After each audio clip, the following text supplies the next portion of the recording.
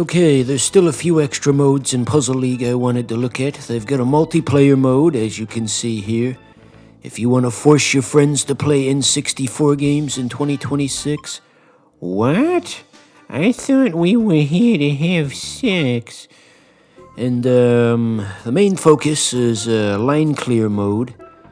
So just like in the show, Team Rocket has set up some kind of Ed, Edd and Eddy scheme to try and rob you of your valuables. Here they're disguising themselves as spa workers or whatever, complete with a nice tropical theme and steel drums and all those nice things. We're ready whenever you are. Every good millennial hears the steel drums and they get just a little bit horny because of that commercial they had back in the day that would be on late at night.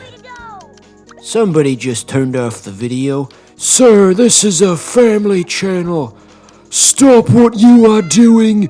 This is a family event.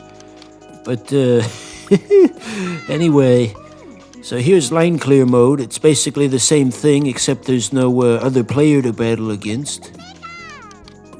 Which I guess kinda takes a lot of the fun out of it. But yeah, you just want to get below the line. And then you win. You do that 5 times in a row, and then they change out the backdrop and the music, and then you just do it all over again.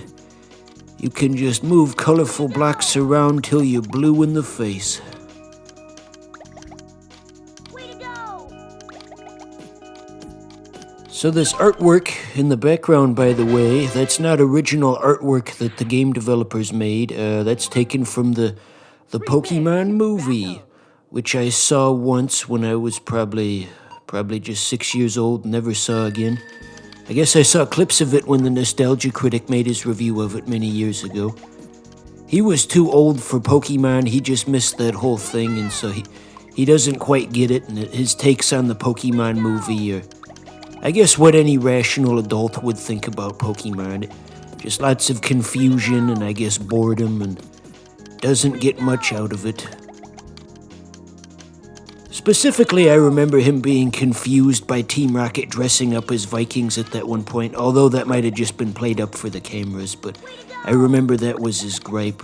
The bad guys dress up as Swedish Vikings? But yeah, I guess a lot of Pokemon would seem really strange to somebody who's not used to it.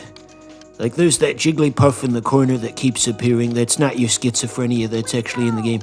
And the whole thing with Jigglypuff, it was always like a multi-part sequence where Jigglypuff would start singing, and then people would fall asleep in response to the singing, and then Jigglypuff would be angry that people were asleep, and so then Jigglypuff would draw on their faces with a marker. Just this whole elaborate sequence, and maybe that's really funny to Japanese people, but to an American adult, it's just like, ha? What exactly is the gag here? Maybe it just doesn't translate well. Speaking of things that don't translate well, I asked this question to the Family Guy subreddit last week, and they didn't have an answer for me. You know, since Family Guy is such a popular show and it gets dubbed in all the other foreign languages, there was this one scene I wondered, how did they translate this? Because this is very much the type of joke that wouldn't work outside of the English language. So they were at a veterinarian's office, you know, for dogs. And then like an elderly Stuka pilot walks in, a Nazi, if you will, and he says, "Is this the veterinarian's office?" And the person says, "No, this is the veterinarian's office." And then one of the doctors says, "Okay, I'm ready for the German Shepherd," and it's just an actual shepherd with like a lederhosen. And the Stuka pilot says, "This is a confusing lobby." Anyway, how in the hell would you translate any of that to any other language? That's what I want to know. That's what I want to know. All right, let's go.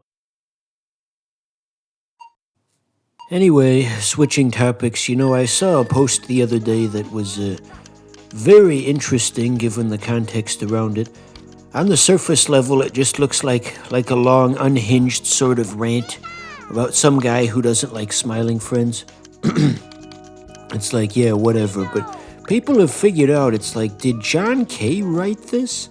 There's a lot of clues that it might have been him that did this, which certainly makes things a lot funnier. The idea that a 70-year-old man and somebody famous would just have a secret account on the Adult Swim subreddit to complain about cartoons. It's just a whole nother level of crazy on an already completely broken guy. Anyway, so that post got me on a sort of kick for old Spumco, I don't want to say products, but projects, let's say. And I discovered that apparently John Kay had a pilot back in the day that never got picked up. It was called He Hog. It was for a pig-themed superhero. And they got the full pilot on YouTube. I watched it and it's my God, that was not good. It's Jesus Christmas. It's even for John Kay standards. I think this might actually be the worst thing that he's ever made. And considering who we're talking about, that's really saying something. The comments were turned off on the YouTube upload of the video. I wish they were turned on so I could just sarcastically weigh in and say, gee, I wonder why this didn't get picked up. Yeah, that's out there if you want to watch it, but I wouldn't recommend it. Just the bizarre overlap of things that get made when somebody has generational talent, but then they're also just this completely broken, messed up person who doesn't know what normal is. It's always just the formula for getting media that's completely and utterly bizarre. Let's go! Way to go! But anyway, did you know that there was a slight anomaly in how this game was made? By that I mean it was made by an American team instead of a Japanese team.